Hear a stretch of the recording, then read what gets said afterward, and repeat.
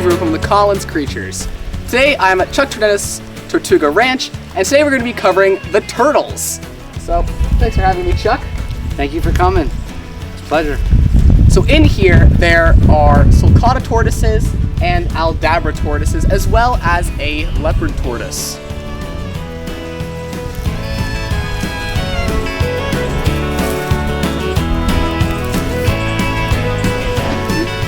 So in this enclosure, we have Aldabra tortoises, Sulcata tortoises, a leopard tortoise, and we just give them free rein in here. So let's talk about each individual kind of tortoise. Let's start with Sulcata. It's right here. Okay, great. So Sulcata is a sub-Saharan African tortoise. It enjoys grass as its primary meal. It likes to graze, and it will go across the plains in Africa and just grazing on grasses. And they have a very slow digestive system, so it works out fine for them. I do throw Timothy hay in here as well. They do eat that, and I also feed Missouri, pellets for them, tortoise pellets.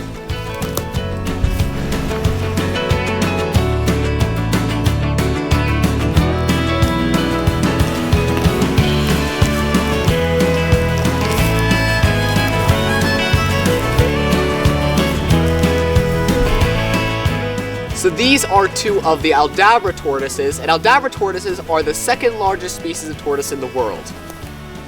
Yeah, I love my Aldabras. I just they eat Missouri Missouri tortoise diet, and they graze on grasses, and I supplement them with dark leafy greens.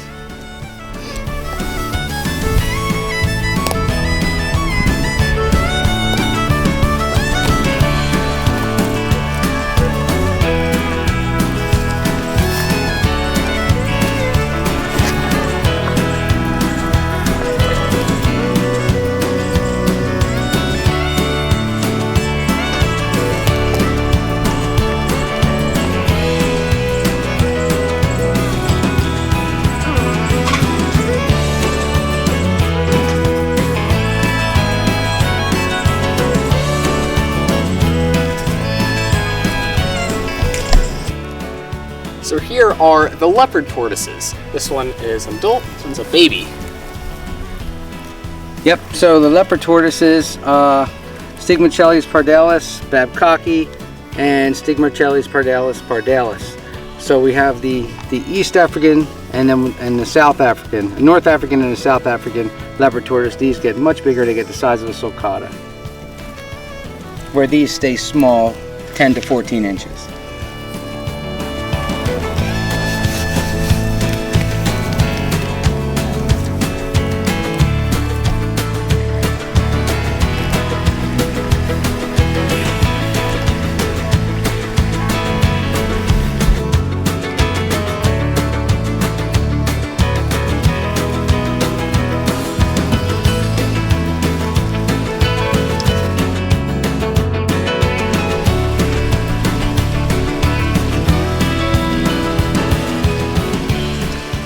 So now we're going to move on to the other sections that have the aquatic turtles.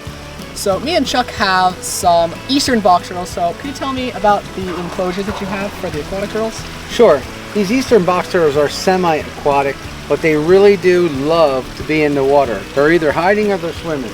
This is a new pond build, that's why it kind of looks like this. It's not mature, it's not grown in. It's a shallow pond. It's more of a vernal pool pond for the box turtles, because that's what they need. And also they share their enclosure with the Blandings turtles.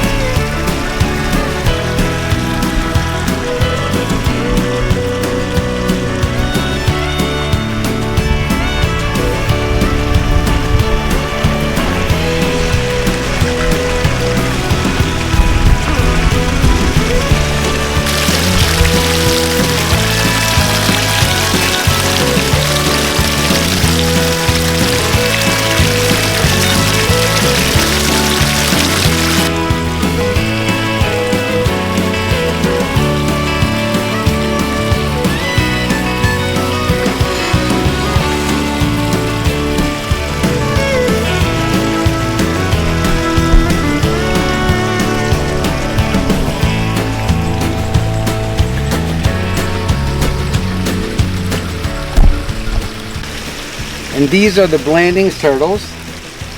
They are one of my favorite water turtles. They're an endangered species. They live up to 80 years. Unfortunately, they have relatively low, hatch rates, and sometimes they don't breed every year. And their nests are preyed upon by raccoons in the wild. They're also hit by cars as they're crossing the road, caught illegally for the pet trade, and they're losing their habitat due to overbuilding in areas where they live in the Midwest, such as Illinois, Wisconsin.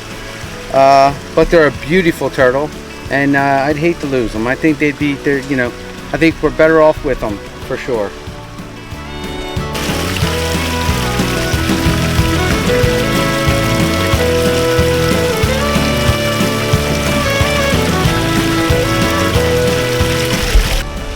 So since this is a new enclosure, can you show us a more mature and grown-in enclosure and tell us the difference between the two of them?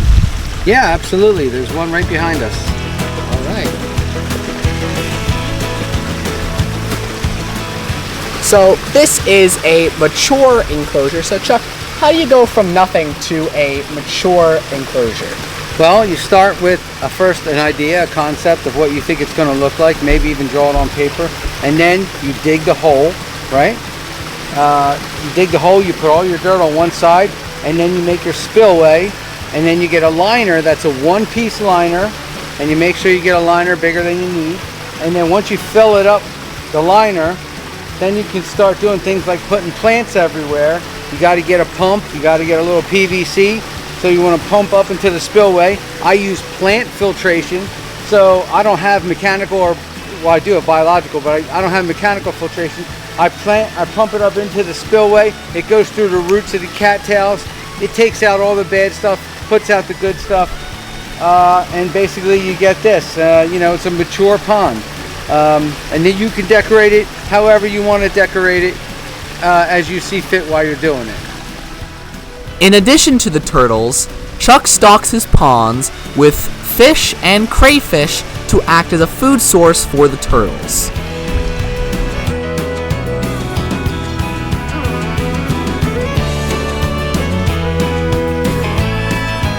So this is the dry section of the last enclosure that we looked at, and in here there are mostly wood turtles.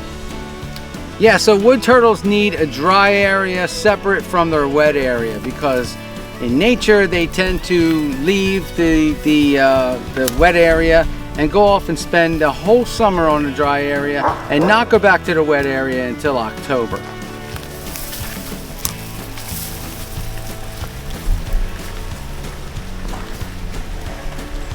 So this is one of the wood turtles. They have an orange neck and a very uniquely shaped shell, and their plastron is orange and black.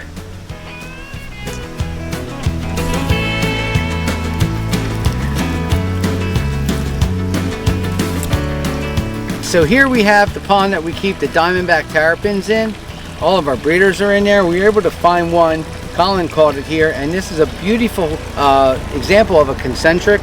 There are African side neck turtles in here, but we're never going to be able to catch one of them. But we did get a concentric Diamondback Terrapin.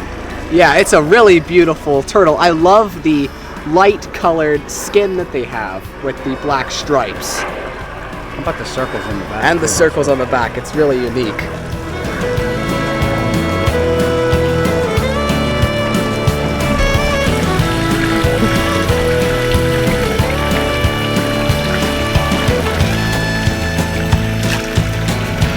Same thing. Capricorn, because if they weren't, they would not eat colors.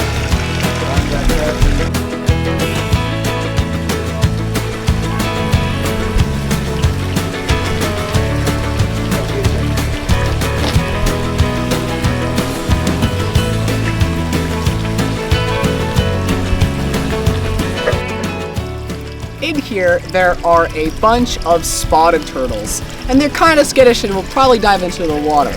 So Chuck, can you tell me more about this pond? I can tell you that, yes. Why don't you try and find one, because I'm sure you can catch one, and I'll talk a little bit about the pond. All right. So this is a vernal pool. It's a mature vernal pool. A vernal pool is only 12 inches deep. In nature, it's supposed to go dry by midsummer, And then spotted turtles go into something called estivation, where they go into the forest close to the vernal pool. They get under the leaves and they kind of hibernate, but it's called estivation.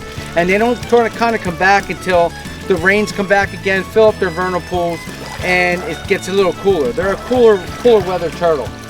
So what I did was I dug a shallow pond, probably 14 inches. I had a liner come in, and then I have just heavily planted. If you want to have a vernal pool, heavily planted, because that's what a vernal pool is. Obviously we can only buy plants. We don't have the plants that grow in nature. So there's parrot feather, there's lilies, there's all kind of things that we use, cattails. So here's one of the spotted turtles. And they're pretty cool because they have a really dark shell, and then they have the orange or yellow spots on their body.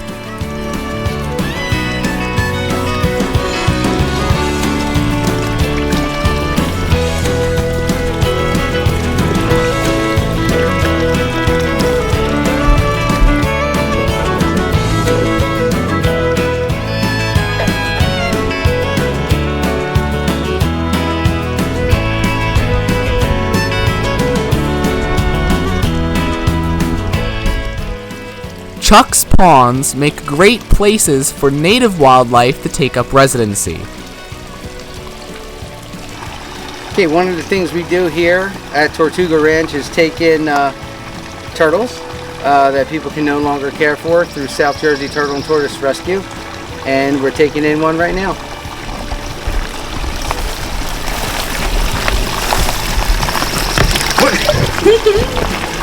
I think they waste no time.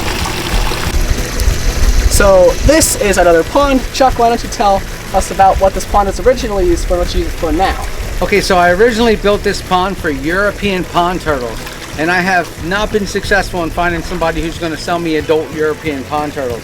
So this pond has been kind of like the overflow pond for red ear sliders, yellow bellies, red bellies, things that people are have as pets and don't want. I do keep the red bellies in here too. So that in particular is a red belly turtle. That's a really beautiful turtle. It's big. Nice red shell.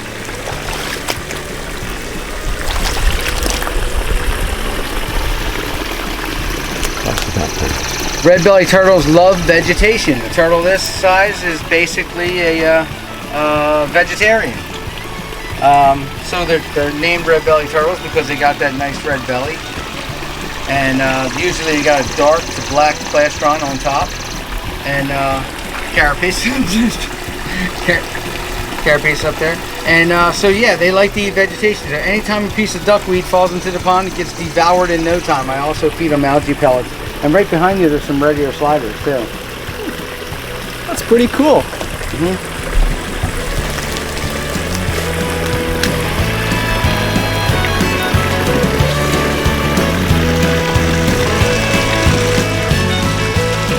So those are the turtles at Chuck Tornetta's Tortuga Ranch. Thank you, Chuck, for showing me all the awesome turtles and tortoises. Thank you, Colin. Thanks. I look forward to more videos.